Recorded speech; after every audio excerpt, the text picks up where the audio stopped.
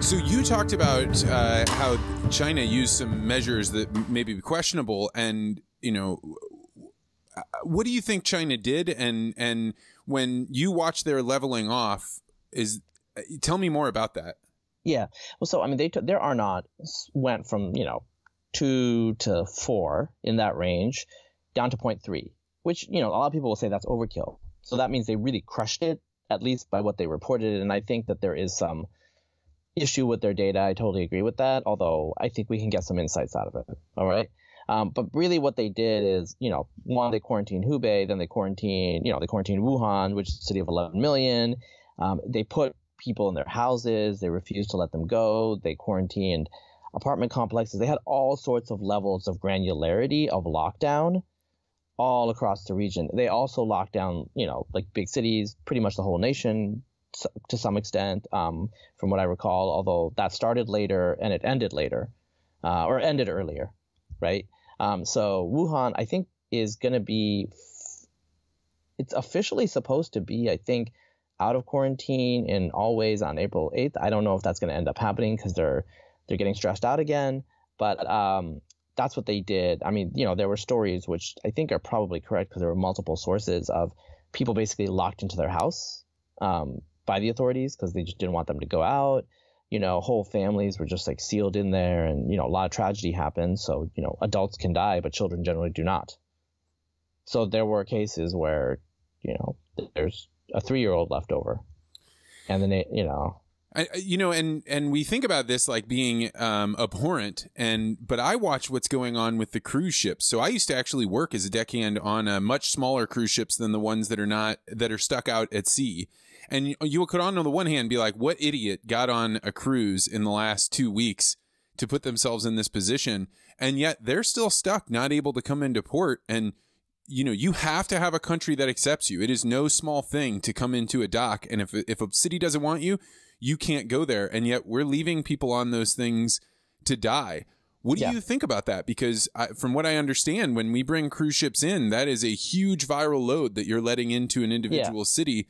What's the trade-off damage there? Well, I mean, look, ultimate goal here is to save lives. So, you're not really doing that if you're letting people die on the vine there.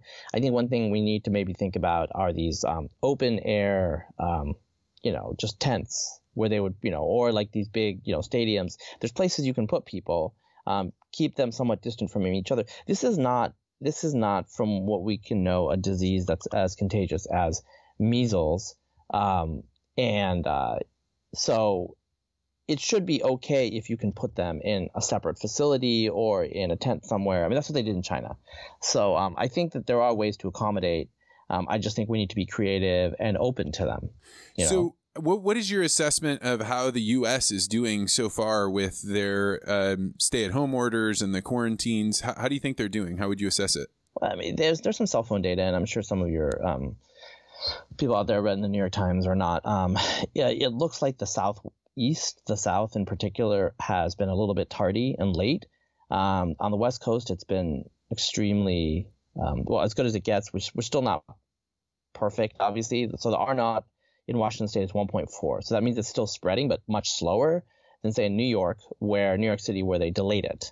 And so time is of the essence. A day here, a week here, it makes a huge difference. So it looks like once people start seeing people die around them, they start complying, right? And so in Washington State, we had the issue with Kirkland Nursing Home, and a bunch of people died, and I think that put the fear of God in people. And there's been really high compliance from what I've heard from my friends in that state, and also what the data show.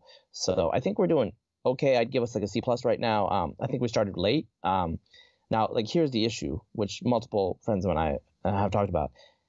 If we started doing really draconian measures in early February, we probably would have prevented the pandemic in the United States. But then people would ask why you did that when nothing happened. Yeah, and then you have a whole new problem, which is that people don't believe. It's just like if you evacuate for every hurricane, eventually people stop paying attention to them. So I don't know if we could have done anything different. I do think I'm not happy with how long it took Trump and a certain element of conservative media to go beyond the idea that it's just the flu, because it's just, even if you accept that the mortality rate is the same, the morbidity is way worse, right? So you're in the hospital for a month. There could be lifetime consequences. Even with, if you equalize the mortality somehow, which like is unlikely, it's like at least 10 to 30 times more fatal, probably, it's not like the flu. So I think that there was some miscommunication, some misinformation there that's caused a problem. And until it reaches your community, a lot of people, it's not real for them. I understand. I kept track of social media pretty intensely. In January in China, I saw what happened there. And then in Iran, it was a little spotty, but the exact same thing happened. When it happened in Iran, around like February like 20th or so, I think that's when I realized, you know what, like there's just no chance that there's some special thing they eat in China or some special, Iran has nothing to do with China, aside from being an economic satellite, right?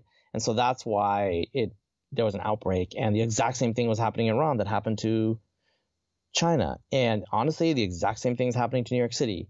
And if I recall from, I think it was your interview with Spencer Wells talking about Iran had even closed their borders to China before they had a reported case, and a trader snuck into China and then back out.